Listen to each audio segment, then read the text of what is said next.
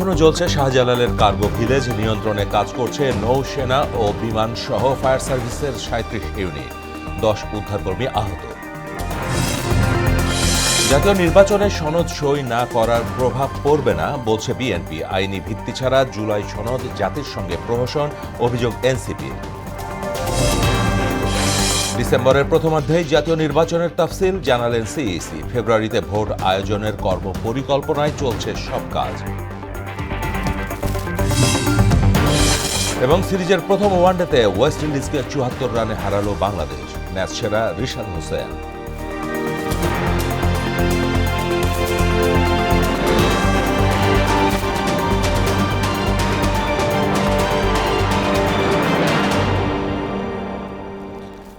আসসালামু আলাইকুম, সবাইকে মোহনা সংবাদে স্বাগত। শুনছিলেন শিরোনাম, পুরো সংবাদে সঙ্গে আছি মাহমুদ হোসেন। শাহজালাল আন্তর্জাতিক বিমানবন্দরে কার্গো ভিলেজের আগুনের তেজ কমতে শুরু করেছে। এটি নিয়ন্ত্রণে কাজ করছে সেনা, নৌ ও বিমান বাহিনী সহ ফায়ার সার্ভিসের ৩৭টি ইউনিট। এ ঘটনায় ফায়ার ফাইটার সহ ১০ জনের আহত হওয়ার খবর জানিয়েছেন ডিএমপির উত্তর জোনের ডিসি মহিদুল ইসলাম। এদিকে এখনও স্বাভাবিক হয়নি শাহজালাল আন্তর্জাতিক বিমানবন্দরের অবস্থা। তবে রাতের মধ্যেই বিমান ওঠানামার ব্যবস্থার চেষ্টা করা হচ্ছে। ওবায়দুল হক মারুফ ও রাজীব আহমেদের প্রতিবেদন, জানাচ্ছেন মনিরুল ইসলাম। এখানে আমরা কখনো একটা ম্যাফলাইট নিয়ে ঢুকতে পারি না, সুতরাং কিভাবে আগুনটা লাগলো এটা তদন্ত করলেই বেরোবে। হয়তো আমরা আশা করি বা চিন্তা করছি যে পরিকল্পিতভাবে এটা হয়েছে। এভাবেই আগুনের লেলিহান থেকে বেঁচে ফেরার অভিজ্ঞতা বর্ণনা করেন বিমানবন্দরের কার্গো ভিলেজের ভেতর থাকাই কাস্টম এজেন্ট। এখানে হলো ঔষধ কোম্পানির যত র ম্যাটেরিয়াল, যেটা জরুরি পণ্য। পাশে হলো কুরিয়ার সার্ভিস, ওইখানে আমাদের ইন্ডাস্ট্রির যত জরুরি মালামালগুলো এখানে আসে। বেলা ২:৩০টার দিকে হঠাৎ করেই বিমানবন্দরের পশ্চিম পাশে কুরিয়ার গেটের দিকে আগুনের কুণ্ডুলি দেখা যায়। মুহূর্তেই তা ভয়ঙ্করভাবে ছড়িয়ে পড়ে। খবর পেয়ে দ্রুত স্পটে পৌঁছে ফায়ার সার্ভিস। এ ঘটনায় বিমানবন্দর কর্তৃপক্ষ দায় এড়াতে পারে না বলে অভিযোগ করেন প্রত্যক্ষদর্শীরা। আমাদের ইম্পোর্টারদের কোটি কোটি টাকা, লক্ষ লক্ষ কোটি কোটি ডলারের মাল মনে করেন এখানে পুরো ধ্বংস হয়ে গেছে। এখন আমাদের আর ইম্পোর্টার গাড়ি সান্ত্বনা দেওয়ার কিছু নেই, আমাদের সান্ত্বনা দেওয়ার কিছু নেই। কেউ এটা নিয়ন্ত্রণে নেওয়ার কোনো ব্যবস্থা করে নাই, সবাই দৌড়ে বেরোয় গেছে। এই জন্য ১০-১৫ মিনিটের ভিতরে সব ছড়াই গেছে। ফায়ার সার্ভিসের নিয়ন্ত্রণ কক্ষ জানায় প্রাথমিকভাবে ৫ ইউনিট আগুন নিয়ন্ত্রণের চেষ্টা করে। পর্যায়ক্রমে ১৩ স্টেশনের ৩৭টি ইউনিট এতে যোগ দেয়। কার্গো সেকশনের পাশের অংশে আগুন নেভাতে ফায়ার সার্ভিসের সঙ্গে যোগ দেয় সেনা, নৌ ও বিমান বাহিনী। ঘটনাস্থলে আমদানি করা পণ্য মজুদ রয়েছে বলে জানা গেছে। ফ্লাইট রাডারের তথ্যমতে ভয়াবহ এই আগুনের ঘটনায় সব ধরনের বিমান ওঠানামা বন্ধ রয়েছে। তবে ঢাকাগামী কিছু ফ্লাইট চট্টগ্রামের শাহ আমানত ও সিলেটের ওসমানী আন্তর্জাতিক বিমানবন্দরে অবতরণ করে। বেশ উৎসুক জনতা রয়েছে, বা সবাই সুশৃঙ্খল আছে এবং পুলিশ আমরা খুব নিয়ন্ত্রণ রেখে আইন শৃঙ্খলা এখানে খুবই স্বাভাবিক বা সুন্দর আছে। রোডও আমাদের খুবই সুশৃঙ্খল রয়েছে এবং আমাদের উদ্ধার কাজটা আমাদের সকলের সংযোজিত আনসারও এখানে আছে। সকলে মিলে এখানকার পরিবেশ উদ্ধার কাজটা খুব সুশৃঙ্খলভাবে হচ্ছে। আগুন নিয়ন্ত্রণ কার্যক্রমে সহায়তার পাশাপাশি ট্রাফিক নিয়ন্ত্রণে কাজ করছে পুলিশ। শেষ খবর পর্যন্ত এ ঘটনায় ফায়ার ফাইটার সহ ১০ জন আহত হয়েছে বলেও জানান তিনি। কুর্মিটোলা হসপিটালে নিয়ে গেছে, হয়তো সিএমএসিও নিয়ে গেছে। কুর্মিটোলা হসপিটালে 10 জন আহত রয়েছে, আমরা এটা শুনেছি। তারা আহত মানে রিকভারেবল আহত আর কি। মনিরুল ইসলাম, মোহনা সংবাদ, ঢাকা। দর্শক, শাহজালাল বিমানবন্দরের কার্গো ভিলেজের আগুনের আরও খবর জানাতে সরাসরি যুক্ত হচ্ছেন সহকর্মী রাজীব আহমেদ। রাজীব, বর্তমানে কি আগুন নিয়ন্ত্রণে এসেছে? আর বিমানবন্দরের সার্বিক পরিস্থিতি আমাদের জানাবেন।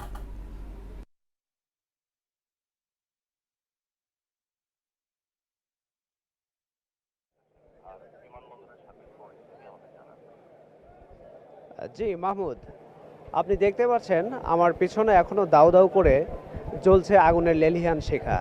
আমি এখন দাঁড়িয়ে আছি শাহজালাল আন্তর্জাতিক বিমানবন্দরের কার্গো কমপ্লেক্সের সামনে। এখানে যে অংশটায় আগুন জ্বলছে সেটা হলো কুরিয়ার সার্ভিসের অংশটা। মূলত এখান থেকেই আগুনের সূত্রপাত হয়েছিল বলে আমরা জানতে পেরেছি। এখানকার সিভিল এভিয়েশনের নির্বাহী পরিচালক তিনি জানিয়েছেন ১৩টি ফায়ার স্টেশনের ৩৭টি ইউনিটের চেষ্টায় আগুন অনেকটা নিয়ন্ত্রণে এসেছে, কিন্তু এখানকার সার্বিক অবস্থা দেখে মনে হচ্ছে এখনও আগুনের লেলিহান শিখা দাউ দাউ করে জ্বলছে এবং সাদা ধোঁয়ার কুণ্ডলী আকাশে উড়িয়ে যাচ্ছে। আগুনের সূত্রপাত কুরিয়ার সার্ভিসের এখান থেকে ছড়িয়ে যায় মুহূর্তের মধ্যেই। আমরা জানতে পেরেছি পাশে ছিল রাসায়নিক কারখানার একটি গোডাউন, সেখান থেকে মুহূর্তেই আগুনের লেলিহান শিখা সারা শেডে ছড়িয়ে পড়ে এবং সেখানে জ্বলছে লাখো ব্যবসায়ী এবং তরুণ উদ্যোক্তাদের স্বপ্ন। আমরা যেটা জানতে পেরেছি এটা সর্বোচ্চ নিরাপত্তা বলয়ে ঢাকা একটি জায়গা। এখানে কিভাবে আগুনের সূত্রপাত হলো এবং কিভাবে আগুন লাগলো সেটাই জনসাধারণের মনে প্রশ্ন হয়ে দাঁড়িয়েছে। আমরা জানতে পেরেছি এখানে সাধারণ যারা এখানে কর্মরত আছেন এবং যারা এখানে কাজকর্ম করেন তারা আমাদের জানিয়েছেন এটার ভিতরে এন্ট্রি নিতে হলে বিভিন্ন নিরাপত্তার মধ্য দিয়ে যেতে হয় এবং সিগারেট দিয়াশলাই নিয়েও কেউ প্রবেশ করতে পারে না। সেখানে এরকম একটি আগুনের ঘটনা কল্পনাই করা যায় না। এখানে আপনারা যদি পিছনে দেখতে পান এখনো আগুন জ্বলছে এবং আগুনের লেলিহান শিখা এখনো দেখা যাচ্ছে। নির্বাহী পরিচালক এভিয়েশনের নির্বাহী পরিচালক তিনি জানিয়েছেন ইতিমধ্যে 9টা পর্যন্ত বিমান ওঠানামা এবং অবতরণে। রাজীব, আপনাকে ধন্যবাদ। এদিকে হযরত শাহজালাল আন্তর্জাতিক বিমানবন্দরের কার্গো ভিলেজে অগ্নিকাণ্ডে এ পর্যন্ত 8টি ফ্লাইট ডাইভার্ট হয়ে চট্টগ্রাম বিমানবন্দরে অবতরণ করেছে। এর মধ্যে ইউএস বাংলা এয়ারলাইন্সের 2টি এবং বিমান বাংলাদেশ এয়ারলাইন্সের 2টি ফ্লাইট রয়েছে। সন্ধ্যায় শাহজালাল আন্তর্জাতিক বিমানবন্দর কর্তৃপক্ষের পাঠানো এক বার্তায় এ তথ্য জানানো হয়। এছাড়া নিরাপত্তাজনিত কারণে ঢাকাগামী কয়েকটি ফ্লাইট বিকল্প রুটে পাঠানো হয়েছে বলেও জানানো হয়। ওদিকে ঢাকা থেকে ছেড়ে যাওয়ার অপেক্ষায় থাকা কয়েকটি আন্তর্জাতিক ফ্লাইটও ট্যাক্সিওয়েতে আটকে আছে। যাত্রীদের নিরাপত্তায় সর্বোচ্চ গুরুত্ব দেয়া সহ আগুনের পরিস্থিতি ও নিয়ন্ত্রণের অগ্রগতি পর্যবেক্ষণ করে পরবর্তী সিদ্ধান্ত নেওয়া হবে বলে জানিয়েছে বিমানবন্দর কর্তৃপক্ষ। সনদ স্বাক্ষর অনুষ্ঠানে একটি গ্রুপ বিশৃঙ্খলা করছে বলে অভিযোগ করলেন বিএনপি মহাসচিব মির্জা ফখরুল ইসলাম আলমগীর। সবাইকে আরও দায়িত্বশীল হওয়ার আহ্বানও জানান তিনি। আর এনসিপি সহ কয়েকটি দল সনদ সই না করলে তার প্রভাব নির্বাচনে পড়বে না বলে জানিয়েছেন দলটির স্থায়ী কমিটির সদস্য সালাউদ্দিন আহমেদ। রাজধানীতে আলাদা অনুষ্ঠানে অংশ নিয়ে তারা এসব কথা বলেন। হুমায়ুন কবিরকে সঙ্গে নিয়ে তানজিদ ভুঁইয়ার রিপোর্ট।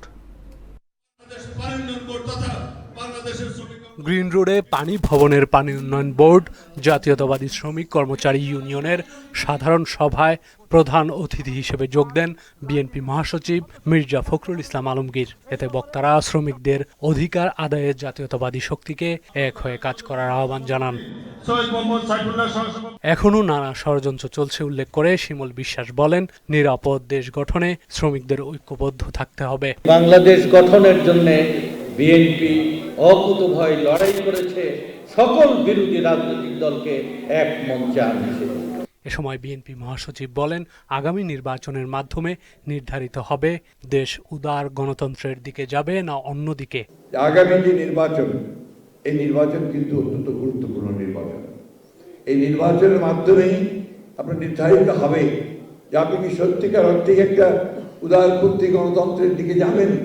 আগামী নির্বাচন অর্থবহ করে তোলার জন্য সব রাজনৈতিক দলের প্রতি আহ্বানও জানান বিএনপি মহাসচিব। আসুন আগামী নির্বাচনের মতো সেইভাবে আমাদের দূরত্বকে দূর করে আমরা আমাদের নির্বাচনটাকে একটা সত্যিকার অর্থেই একটা অর্থপূর্ণ নির্বাচনের মধ্যে করি। অন্যদিকে জিয়াউর রহমান ফাউন্ডেশনের প্রতিষ্ঠাবার্ষিকী উপলক্ষে শহীদ জিয়ার সমাধিতে শ্রদ্ধা নিবেদন করেন বিএনপির স্থায়ী কমিটির সদস্য সালাউদ্দিন আহমেদ সহ অন্যরা। জুলাই যোদ্ধাদের নামে আওয়ামী ফ্যাসিস্টরা সংসদ ভবন এলাকায় বিশৃঙ্খলা করেছে বলে অভিযোগ করেন তিনি। কিছু সংখ্যক উচ্ছৃঙ্খল লোক ঢুকেছে, সেটা ফ্যাসিস্ট সরকারের ফ্যাসিস্ট বাহিনী বলে আমি মনে করি। এনসিপি বিহীন সনদ সই নির্বাচনে প্রভাব ফেলবে না বলেও জানান তিনি। স্বাক্ষর করার সুযোগ উন্মুক্ত আছে, আশা করি তারা ভবিষ্যতে সনদে স্বাক্ষর করবে না। আগামী নির্বাচনের জন্য এটা বড় কোনো প্রভাব ফেলবে না। আমরা মনে করি সহনশীলতা সবার মধ্যে আসবে। গণতান্ত্রিক সংস্কৃতি চর্চা জুলাই সনদ স্বাক্ষরের মধ্য দিয়ে শুরু হয়েছে বলেও মত দেন সালাউদ্দিন। গণতন্ত্র সুসংহত করার জন্য বাংলাদেশের রাজনৈতিক সংস্কৃতিতে পরিবর্তন আনতে চাই, সেটার চর্চা শুরু হয়ে গেছে। তানজিদ ভুঁইয়া, মোহনা সংবাদ, ঢাকা। জুলাই জাতীয় সনদ স্বাক্ষরকে কেবলই একটি আনুষ্ঠানিকতা হিসেবে অভিহিত করেছেন জাতীয় নাগরিক পার্টির আহ্বায়ক নাহিদ ইসলাম। বলেন, যদি এই সনদের কোনো আইনি ভিত্তি না থাকে তবে এর কোনো অর্থ থাকবে না। দুপুরে রাজধানীর বাংলা মোটরে দলটির অস্থায়ী কার্যালয়ে আয়োজিত সংবাদ সম্মেলনে এ মন্তব্য করেন নাহিদ ইসলাম। এ সময় এনসিপির সদস্য সচিব আক্তার হোসেন সহ দলের জ্যেষ্ঠ নেতারা উপস্থিত ছিলেন। যদি এর আইনি ভিত্তি তৈরি না হয়, এটার কেবল আনুষ্ঠানিকতাও থাকবে না, এটি একটি গণপ্রতারণা এবং জাতির সাথে একটি প্রহসন হবে। 90 গণ অভ্যুত্থানের পরেও 3 দলের জোটের যে রূপরেখা আপনাদের মনে আছে, সেই রাজনৈতিক সমঝোতা কিন্তু রক্ষা করা হয়নি। ফলে ফ্যাসিবাদ বিরোধী লড়াইয়ে যেই দলগুলো আমাদের সাথে ছিলেন, এটা তাদের প্রতি বিশ্বাস অবিশ্বাসের প্রশ্ন নয়, বরং একটি সংবিধানের মতো এত গুরুত্বপূর্ণ বিষয় আমরা যদি পরিবর্তন করতে চাই, তার অবশ্যই একটি আইনি ভিত্তি প্রয়োজন। আগামী ডিসেম্বরের প্রথমার্ধে ত্রয়োদশ জাতীয় সংসদ নির্বাচনের তফসিল ঘোষণা হবে বলে জানিয়েছেন প্রধান নির্বাচন কমিশনার এএমএম নাসির উদ্দিন। বরিশালে আইন শৃঙ্খলা রক্ষাকারী বাহিনী ও স্থানীয় সরকার বিভাগের ঊর্ধ্বতন কর্মকর্তাদের সঙ্গে মতবিনিময় শেষে একথা বলেন তিনি। আগামী ফেব্রুয়ারির প্রথমার্ধে জাতীয় সংসদ নির্বাচনের কর্মপরিকল্পনা নেওয়া হয়েছে, সে মোতাবেক ডিসেম্বরের প্রথমার্ধে তফসিল ঘোষণা করা হবে। এছাড়াও এনসিপির শাপলা প্রতীকের দাবির প্রশ্নে সিইসি বলেন, নির্বাচন কমিশনের তালিকায় না থাকায় শাপলা প্রতীক দেওয়ার সুযোগ নেই। এখানে আইনের বাইরে তাদের কাজ করা সম্ভব নয়। Free, fair and credible election জাতিকে দেওয়ার বিচার, আমার সেই শপথে অটল আছে, আমার নির্বাচন কমিশনে অটল আছে এবং সেই লক্ষ্যে আমরা কাজ করে যাচ্ছি। ওনারা সবাই কমিট করেছেন যে ওনারা নির্বাচন কমিশনের পক্ষে আছেন, থাকবেন। বেশ সুন্দর সুষ্ঠু একটা নির্বাচন উপহার দেওয়ার লক্ষ্যে ওনারা নিরপেক্ষভাবে কাজ করার অঙ্গীকার করেছেন। জুলাই সনদের সঙ্গে অভ্যুত্থানে হত্যাযজ্ঞের বিচারের কোনো সম্পর্ক নেই বলে জানিয়েছেন অ্যাটর্নি জেনারেল মোহাম্মদ আসাদুজ্জামান। এ হত্যাকাণ্ডের বিচার স্বাভাবিক প্রক্রিয়াতেই চলবে বলেও জানান তিনি। সকালে রাজধানীর এক অনুষ্ঠানে একথা বলেন মোহাম্মদ আসাদুজ্জামান। ফ্যাসিস্টদের ষড়যন্ত্রের সনদ বাস্তবায়ন বাধাগ্রস্ত হলে দেশ পিছিয়ে পড়বে বলেও মন্তব্য করেন তিনি। শামীমুজ্জামান চৌধুরীর রিপোর্ট। শুক্রবার ছিল জুলাই সনদের স্বাক্ষর অনুষ্ঠান। এতে সই করেন বিভিন্ন রাজনৈতিক দলের নেতা সহ প্রধান উপদেষ্টা অধ্যাপক মোহাম্মদ ইউনুস। এ সনদ তৈরির আলোচনায় 33টি রাজনৈতিক দল অংশ নিলেও স্বাক্ষর অনুষ্ঠানে অংশ নেননি এনসিপি সহ কয়েকটি বামপন্থী দল। এই বাস্তবতায় জুলাই সনদ নিয়ে কথা বলেন attorney general Asaduzzaman. Debate for democracy আয়োজিত ছায়া সংসদে তিনি বলেন, এই সনদ যে কোনো সময় পরিবর্তন করা যাবে। জুলাই সনদ আমাদের সামনে কোরআন কিংবা বাইবেল না, যেটা পরিবর্তনশীল না বা পরিবর্তন করা যাবে না। জুলাই সনদ বাংলাদেশের হয়ে যাওয়া, ধ্বংস হওয়া, পচে যাওয়া সমাজ ব্যবস্থার থেকে উত্তরণের জন্য, গণতান্ত্রিক পথে ফিরে আসার জন্য একটি মাইল ফলক।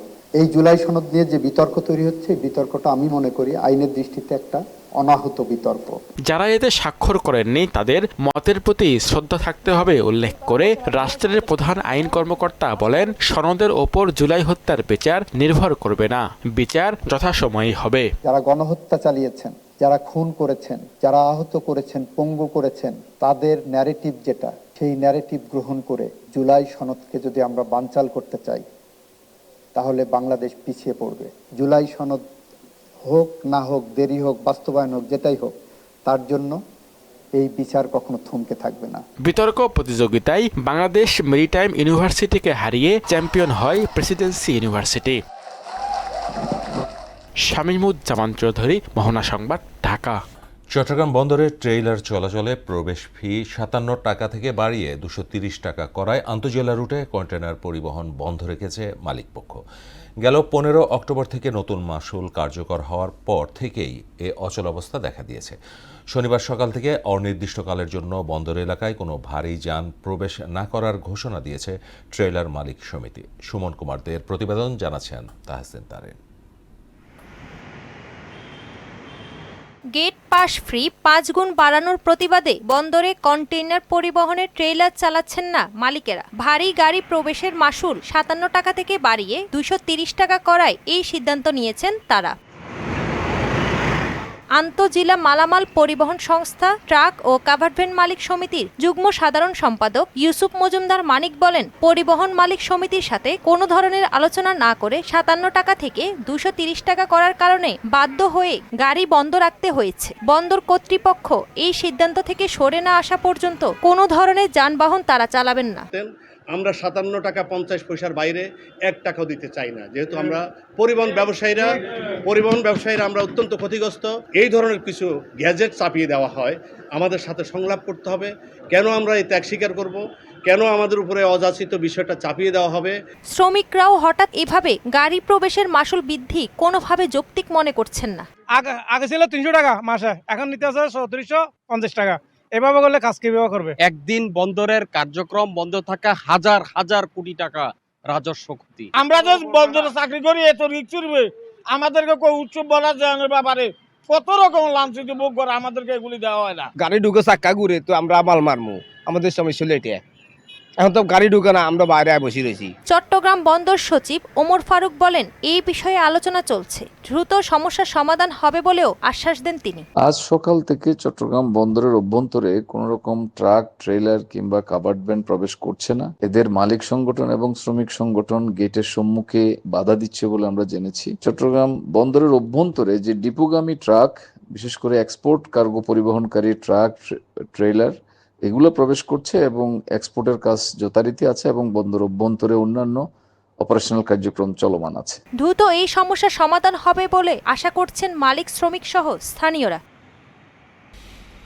তাহসিন তারিন, মোহনা সংবাদ। বিগত সরকারের সময় নতজানুর নীতির কারণে পাট ও চিনিকল সহ অনেক কারখানা বন্ধ করে দেওয়া হয়েছে বলে জানিয়েছেন বিশ্লেষকরা।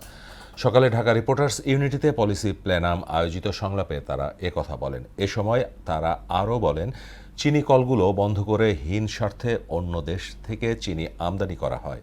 বক্তারা বলেন, নতজানুর নীতির কারণে দেশের শিল্প বিকশিত হতে দেয়া হয়নি, অন্য দেশের স্বার্থের কাছে নিজেদের স্বার্থ জলাঞ্জলি দেয়া হয়েছে বলেও অভিযোগ করেন তারা। আন্তর্জাতিক প্রসঙ্গ। 48 ঘন্টা যুদ্ধবিরতির সময় বাড়াতে রাজি হয়েছে পাকিস্তান ও আফগানিস্তান।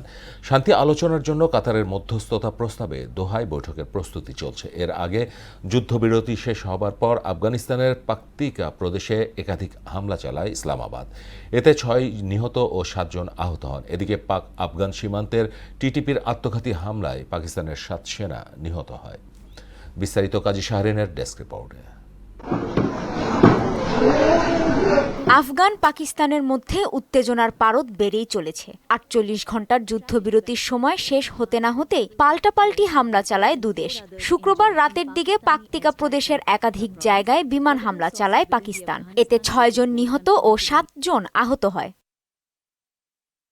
নিহতদের মধ্যে 3 জন আফগানিস্তানের ক্রিকেটার। এই ঘটনায় পাক ক্রিকেট দলের সঙ্গে ত্রিপক্ষীয় সিরিজ থেকে নাম প্রত্যাহার করে নিয়েছে আফগানিস্তান। এরই মধ্যে শুক্রবার আফগান সীমান্তের কাছে আত্মঘাতী হামলায় 7 পাক সেনা নিহত হয়, আহত হয় 13 জন।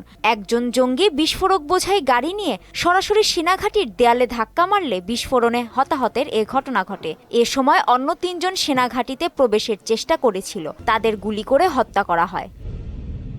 পুলিশ বলছে, পাকিস্তানের তেহরিকি তালেবান টিটিপি মীর আলী শহরের ক্যাম্পে হামলা চালায়। তালেবান সরকারের মদতপুষ্ট এ জঙ্গি গোষ্ঠী নিয়ে মূলত সীমান্ত উত্তেজনা চলছে দুদেশের। এ পরিস্থিতিতে 48 ঘন্টার যুদ্ধবিরতির সময় বাড়াতে রাজি হয়েছে কাবুল ও ইসলামাবাদ। শান্তি আলোচনার জন্য কাতারের মধ্যস্থতা প্রস্তাবে দোহায় বৈঠকের প্রস্তুতি চলছে। আজ এই বৈঠক হবার কথা রয়েছে। দোহা আলোচনা থেকে কোনো সিদ্ধান্ত না আসা পর্যন্ত যুদ্ধবিরতি বহাল রাখতে রাজি হয়েছে দুই পক্ষ। কাজী শাহরিন, মোহনা সংবাদ। শেষ করব মোহনা সংবাদ যাবার আগে শিরোনামগুলো আরও একবার। এখনও চলছে শাহজালালের কার্গো ভিলেজ। নিয়ন্ত্রণে কাজ করছে সেনা, নৌ ও বিমানসহ ফায়ার সার্ভিসের 37 ইউনিট। 10 উদ্ধারকর্মী আহত। জাতীয় নির্বাচনে সনদ সই না করার প্রভাব পড়বে না বলছে বিএনপি। আইনি ভিত্তি ছাড়া জুলাই সনদ জাতির সঙ্গে প্রহসন, অভিযোগ এনসিপির। ডিসেম্বরের প্রথমার্ধে জাতীয় নির্বাচনের তফসিল জানালেন সিইসি। ফেব্রুয়ারিতে ভোট আয়োজনের কর্মপরিকল্পনায় চলছে সব কাজ। এবং সিরিজের প্রথম ওয়ানডেতে ওয়েস্ট ইন্ডিজকে ৭৪ রানে হারালো বাংলাদেশ। ম্যাচ সেরা রিশাদ হোসেন।